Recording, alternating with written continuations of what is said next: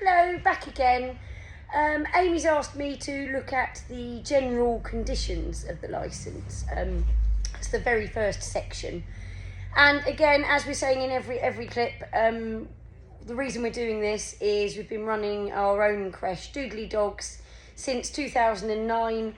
We believe we were either the first or one of the first in the UK, back when you didn't need a licence. Since the licences came out in 2018, they're a really good thing, but they are open to interpretation, and that's interpretation by the local authorities. So as we have two centres and we've been through some difficult times with certain councils, we thought we would make a channel to talk about the guidance and what our opinion on it is, and how we interpret it. So, general conditions. Number one, it's all about the licence display.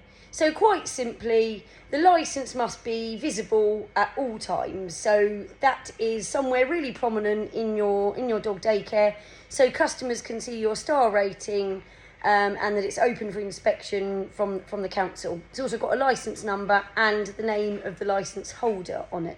That's something we can talk about a bit later, licence holders and who can go on it and who can't go on it. Number 1.2, so that was 1.1. 1.2 talks about your website. Same thing, really simple. Your licence absolutely must be displayed on your website. Don't get caught out by not putting it on there. Make sure the number is on there and all the details. It's just really the licence number. If you can put a link to the local authority where they list the licences, if they do, then even better. But bare minimum is you must have your licence number written somewhere on your website, and in our experience the council will ask to see that, so do make sure that's there. Okay, number 2, it's all about the records. So talking about the records, they just simply need to be available for inspection, and by records I mean those customer details. Later on in the guidance it tells you what customer details you need, but as a general point they must be available for inspection. Now, they can be electronic, they don't any longer have to be paper, but if they're electronic, you must be able to click a button if you have an unannounced inspection, and that button must lead you straight to the records.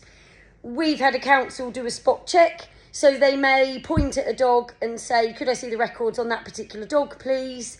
They'll like to check and cross-reference, so do make sure and do sort of regular checks that you are able to get them. They also must be backed up if they're electronic.